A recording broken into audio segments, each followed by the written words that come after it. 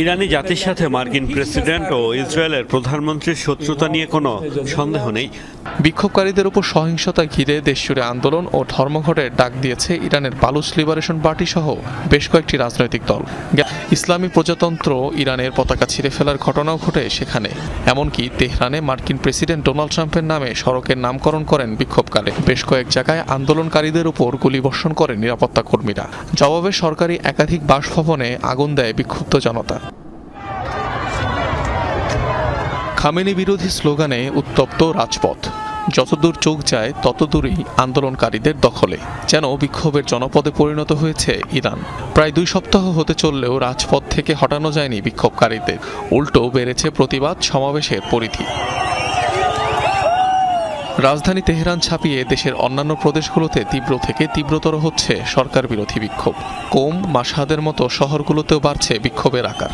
ইসলামী প্রজাতন্ত্র ইরানের পতাকা ছিঁড়ে ফেলার ঘটনাও ঘটে সেখানে। এমনকি তেহরানে মার্কিন প্রেসিডেন্ট ডোনাল্ড ট্রাম্পের নামে সড়কের নামকরণ করেন বিক্ষোভকারীরা। সকল দাবি মেনে নেওয়া সহ ভাতা দেওয়ার ঘোষণার পরও যখন বিক্ষোভকারীদের টলাতে অক্ষম ইরান সরকার, তখন আবারও যুক্তরাষ্ট্র ও ইসরায়েলের বিরুদ্ধে উস্কানির অভিযোগ তুলেছে দেশটি।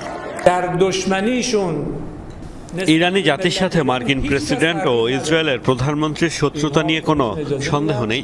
তারা নিজেরাই আমাদের অভ্যন্তরীণ বিষয়ে হস্তক্ষেপের কথা স্বীকার করে এ নিয়ে টুইট করে। তারা 6-7 মাস আগে কমান্ডার, সেনা, বিজ্ঞানী, শিশু ও নারীসহ 1000-এর বেশি ইরানিকে শহীদ করেছে। এমন পরিস্থিতিতে বিক্ষোভ দমনে আরও কঠোর হচ্ছে প্রশাসন। বেশ কয়েক জায়গায় আন্দোলনকারীদের উপর গুলিবর্ষণ করে নিরাপত্তা কর্মীরা। জবাবে সরকারি একাধিক বাসভবনে আগুন দেয় বিক্ষুব্ধ জনতা।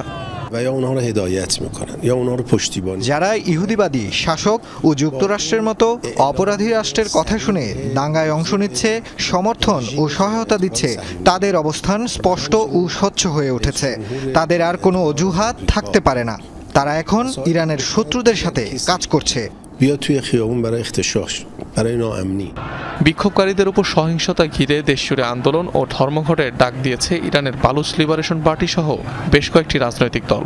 গেল মাসের শেষ দিকে শুরু হওয়া বিক্ষোভে নাশকতার অভিযোগে এ পর্যন্ত 2000-এরও বেশি মানুষকে আটক করেছে ইরানি কর্তৃপক্ষ। অনিক রহমান, যমুনা নিউজ।